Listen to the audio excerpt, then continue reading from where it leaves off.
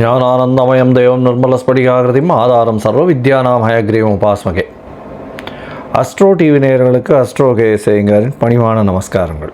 வாரப்பலன் 5/8/2024 11/8/2024 வரலும் உண்டான வாரத்திற்கு என்னென்ன பலன் மேஷம் முதல் மீனம் வரைன்றதை பார்ப்போம். அதற்கு முன்னாடி இந்த வாரத்தினுடைய கோல்சாரம் என்ன அப்படின்றத பார்ப்போம்.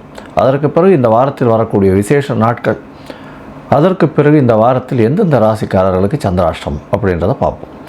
முதல்ல இந்த வாரத்தினுடைய கோல்சாரம் அப்படின்னு எடுத்தோமேனால் காலபுருஷ தத்துவத்தின் 2வது ராசியான ரிஷப ராசியில் செவ்வாயும் குருவும் இருக்க, கடகத்தில் புதனும் சூரியனும் இருக்கக்கூடிய காலகட்டம், சுக்கிர பகவான் சிம்மத்திலும் கன்னியில் கேதுவும், கும்பத்தில் சனி பகவான் வக்கரகதியிலும், மீனத்தில் ராகுவும் இருக்கக்கூடிய காலகட்டம். இந்த வாரம் பார்த்தேனால் சந்திரன் ஆயில்ய நட்சத்திரம், அதாவது கடக ராசி தன்னுடைய ராசியிலேயே இந்த வாரத்தை ஆரம்பித்து துலா ராசி 4ஆம் இடத்தில், அதாவது தன்னுடைய ராசிக்கு 4ஆம் இடமான துலாத்தில் சுவாதி நட்சத்திரம் வரலும் போகிறார். இதனால் பார்த்தேனால் என்னென்ன மாற்றங்கள் ஏற்படும் அப்படின்றத ஒரு ராசிக்காகவும் பார்க்கலாம். இந்த வாரத்தில் வரக்கூடிய விசேஷ நாட்கள் அப்படின்னு பார்க்கும்பொழுது, இந்த வாரத்தில் 7ஆம் தேதி அன்னைக்கு ஆடிப்பூரம், திருவாடிப்பூரத்து ஜெகத்துதித்தாள் வாழின்னு சொல்லக்கூடிய ஆண்டாள் பிறந்த தினம். இந்த ஆடிப்பூரம் நாச்சியார் திருமொழி, திருப்பாவை இந்த மாதிரியான விஷயங்களை வைணவ சம்பிரதாயத்துக்கு பெரிய விஷயமாக கொடுத்துருக்கக்கூடியவர். அதாவது ஆழ்வார்களிலே ஒரு பெண் இருக்கக்கூடிய ஒரு பெரிய வழிபாட்டுக்கு உகந்த ஒரு பெண்ணாக இருக்கக்கூடியவர். அதனால் ஆண்டாளுடைய பிறந்தநாள் பெரிய ஏற்றமான விஷயம். ஸ்ரீவில்லிபுத்தூரில் ரொம்பவும் கொடிகட்டி பறக்கக்கூடிய ஒரு நல்ல விசேஷங்கள் நடக்கும். அதற்கு அடுத்த நாள் 8ஆம் தேதி பார்த்தேனால் ஆடி தபசு, கோமதி அம்மன் சங்கர நாராயணன் திருக்கோவில், சங்கரன் கோவில், அது பெரிய ஏற்றம். அதாவது ஊசி முனையில் தவம் பண்ணி சங்கரனையும் நாராயணையும் ஒரு சேர பார்க்கணுன்றதுனால பார்த்து கோமதி அம்மனாக சிவனை திருமணம் செய்து கொண்டக்கூடிய ஒரு விஷயம். ஆடி தபசு அப்படின்றது ரொம்பவும் விசேஷம். அதாவது ஒரு 10 நாளாக கொண்டாட்டம் நடக்கும். இந்த ஆடி தபஸில் ஒரு 108 பிரதட்சணம் பண்ணுவாங்க. அதுவும் ரொம்ப பெரிய ஏற்றத்தை கொடுக்கும். அதாவது கஷ்டங்கள் நீங்கக்கூடியது. இந்த 108 பிரதட்சணம் பண்ணுறதன் மூலியமாக கஷ்டங்கள் நீங்கிறது, அதை தவிர பிரச்சனைகள் எதாக இருந்தாலும் போகும், குழந்தை பிராப்தி ஏற்படக்கூடிய பாக்கியம், எல்லா விதமான சௌபாகியங்களும் ஏற்படக்கூடிய காலகட்டமாக அமையும். இந்த வாரத்தில் பார்த்தேன்னா சஷ்டி விரதம், அது 10ஆம் தேதி அன்றைக்கி வருது. சஷ்டியில் விரதம் இருந்தால் அகப்பையில் வரும் குழந்தை பிராப்தி ஏற்படும் அப்படின்றதுனால சஷ்டி விரதம் முருகனுக்கு ஏற்றது ஒரு பெரிய விசேஷம். இந்த வாரம் 10ஆம் தேதி 10/8/2024 அன்றைக்கி வருது. நல்ல ஒரு ஏற்றமான காலமாக இருக்குது. பொதுவாகவே முருகனுக்கு வேண்டிட்டு சஷ்டி விரதம் இருப்பாங்க. எதிரிகளை வெல்லக்கூடிய காலகட்டமாகும், அதாவது வெல்றதுக்காகவும், அதை தவிர எந்த ஒரு கஷ்டங்களை விட்டு வெளியில் போவதற்காகவும், குழந்தை பிராப்தி ஏற்படுவதற்காகவும் இந்த சஷ்டி விரதம் இருக்கிறது. இது ஒரு வருஷ காலம், அதாவது 52 வாரம் 58 வாரம் அந்த மாதிரியான விசேஷங்கள் இருப்பாங்க. சரி, இந்த வாரம் எந்தெந்த ராசிக்காரர்களுக்கு சந்திராஷ்டமம் அப்படின்னு பார்த்தேனால் தனுசு, மகரம், கும்பம், மீனம் இந்த 4 ராசிக்காரர்களுக்கு சந்திராஷ்டமம் இருக்குது. சந்திராஷ்டமம்னா உங்களுடைய பிறந்த ராசிக்கு 8ஆம் இடத்தில் சந்திர பகவான் மறையக்கூடிய காலகட்டத்தை சந்திராஷ்டமம்னு சொல்கிறோம். சந்திராஷ்டமத்தினால என்ன அப்படின்னா, மதிகாரகன் மயங்கி இருக்கக்கூடிய காலகட்டத்தில் தவறான முடிவுகள் எடுக்கக்கூடும். அதனால் சந்திராஷ்டம காலத்தில் முடிஞ்சவர்களும் எந்த ஒரு புதிய முயற்சி வேண்டாம், வெளியூர் வெளிமாநில பிரயாணம் வேண்டாம்னு சொல்கிறோம். ஒருவேளை நீங்கள் போக வேண்டிய கட்டாயம் இருந்தது, ஆனால் சந்திராஷ்டமத்துக்கு உண்டான எளிய பரிகாரம் அப்படின்னு சொல்லக்கூடிய அருகில் இருக்கக்கூடிய கோவிலில் நெல் இல்லைன்னா பச்சரிசி தானமாக கொடுத்துட்டு போங்க உங்களால் முடிஞ்சது. அதன் மூலியமாக சந்திராஷ்டமத்தின் தாக்கம் நிச்சயமாக குறையும். இந்த வாரத்தில் பார்த்தேனால் மேஷம் முதல் மீனம் வரை எப்படி இருக்குது ஒரு ராசிக்கு அப்படின்றத பார்ப்போம். அதுக்கு முன்னாடி என்னுடைய மொபைல் நம்பர் கீழே ஸ்க்ராலிங்கில் போயின்னு இருக்கும்.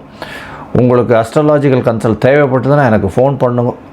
உங்களுடைய date, time, place of birth, உங்களுடைய பெயர், உங்களுடைய தாய் தகப்பனார் பெயர் அனுப்பிச்சிங்களே, ஆனால் உங்களுடைய ஜாதகத்தை போட்டு சந்தி இருக்கான்றதை பார்த்து, உங்களுடைய நட்சத்திர சந்தி, பாத சந்தி, லக்ன சந்தி இது எது இருந்ததுனாலும் பார்த்து, அதன் மூலியமாக உங்களுடைய தசாபுக்தி, அந்தரம், சூக்ஷ்மம் இது எல்லாத்தையும் பார்த்துட்டு இப்போ இருக்கக்கூடிய கோச்சார பிரகாரம் உங்களுக்கு என்ன ஏற்றமான காலங்கள் வரப்போகிறது அப்படின்றதையும், உங்களுடைய பிரச்சனைக்கு என்ன விடிவு காலம் அப்படின்றதையும் எளிதாக சொல்கிறேன்.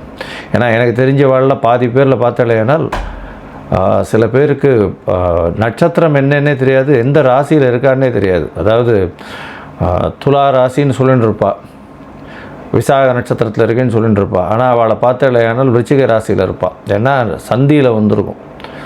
அதனால் இந்த மாதிரியான பிரச்சனைகள் நிறைய பேருக்கு இருக்குது. அதனால் முதல்ல இதை பார்த்து சரி பண்ணிக்கிறது ரொம்ப விசேஷம். இதன் மூலியமாக பார்த்தாலேயானால் உங்களுடைய ராசி என்னன்றது கரெக்டாக தெரியும். ஏன்னா நிறைய பேருக்கு ஒரு 40 வயசு 45 வயசு வரலும் அவளுடைய ராசி என்னன்னே தெரில, என்ன லக்னம்னே தெரில, இந்த நட்சத்திரமா அந்த நட்சத்திரமானே இருக்கா. இதனால் பார்த்தாலும் இப்போ வந்து கன்னியா ராசிக்கு வந்து அர்ச்சனை பண்ணிட்டு இருப்பா, பார்த்தா துலா ராசியாக இருக்கும் சித்ரா நட்சத்திரத்தில். அந்த மாதிரி மாற்றி மாற்றி அவள் பண்ணிட்டு இருப்பாள். அதே மாதிரி பொருத்தம் பார்த்து கல்யாணமாகி பிரச்சனைகள்லாம் இருந்துகிட்டு இருக்கும். எதனால் பண்ணான்றதே தெரியாமல் இருக்கும். அதனால் உங்களுடைய முதல்ல வந்து உங்களுடைய ராசி சந்தி, நட்சத்திர சந்தி, பாத சந்தி இருக்கா, அதை தவிர லக்ன சந்தி இருக்கான்றதை பார்த்து உங்களுடைய ஜாதகத்தை போட்டு அதற்கப்புறம் அப்பாயின்மெண்ட் கொடுக்குறேன். என்னுடைய கட்டணம் என்னன்றதையும் சொல்கிறேன்.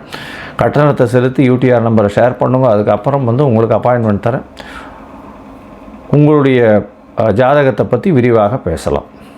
சரி, இப்போ மேஷம் முதல் மீனம் வரை ஒரு ராசியாக 5/8/2024 11/8/2024 வரை உண்டான காலகட்டத்தில் என்னென்ன பலன் அப்படின்றத பார்ப்போம். கும்பம், அவிட்டம், சதயம், பூரட்டாதி இந்த 3 நட்சத்திரம் 9 பாதங்களை கொண்ட ராசி. ராசியின் அதிபதி சனி பகவான். சனி பகவான் வக்ரகதியில் இருக்கார்.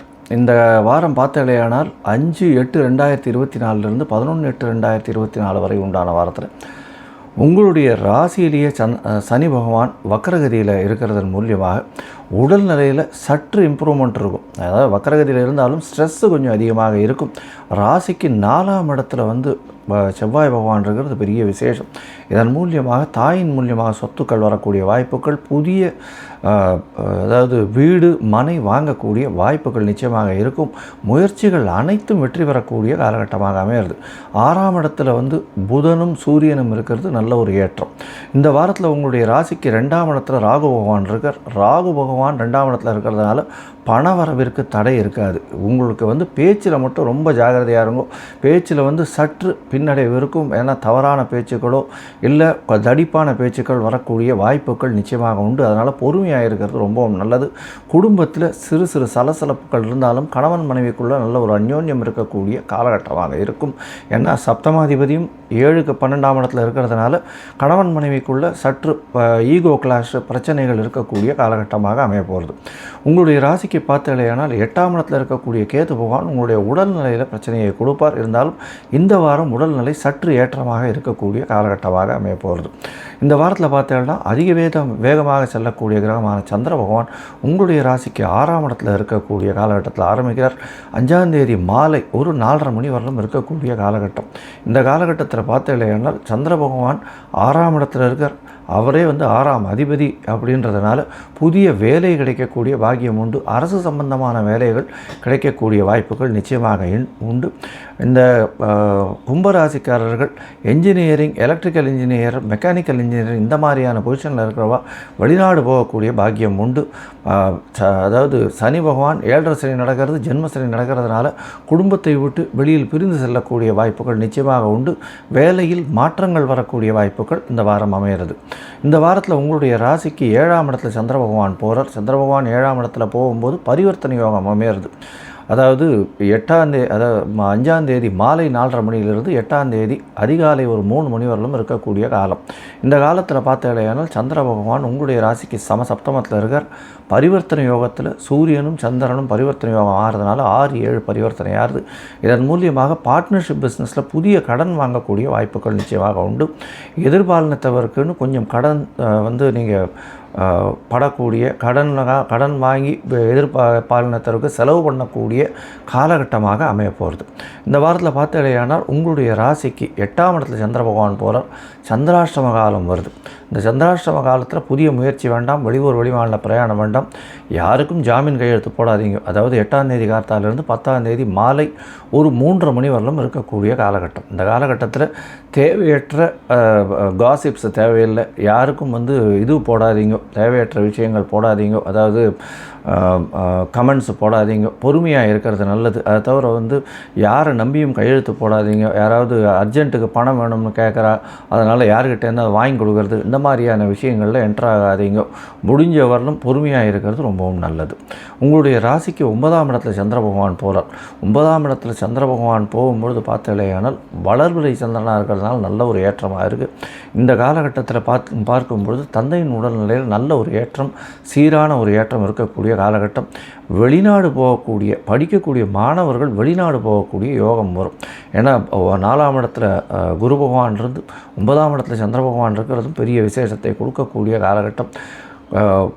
வெளியூர் வெளிமாநிலம் போயிட்டு வரக்கூடிய பாக்கியம் நிச்சயமாக கிடைக்கும். 10ஆம் இடத்தில் இருக்கக்கூடிய 10ஆம் இடத்தை பார்க்கக்கூடிய செவ்வாய் பகவான் மூலியமாக தொழிலில் அபரிமிதமான ஏற்றம் வரக்கூடிய வாய்ப்புகள் உண்டு. இந்த கும்பராசிக்காரர்கள் அட்மினிஸ்ட்ரேஷன் ஹெச்ஆரில் இருக்கிறவங்க, அதை தவிர துப்புரவு தொழிலாளர்களை மேய்ப்பவர்கள், இவர்களுக்கெல்லாம் பெரிய ஏற்றம் கிடைக்கக்கூடிய காலகட்டம்.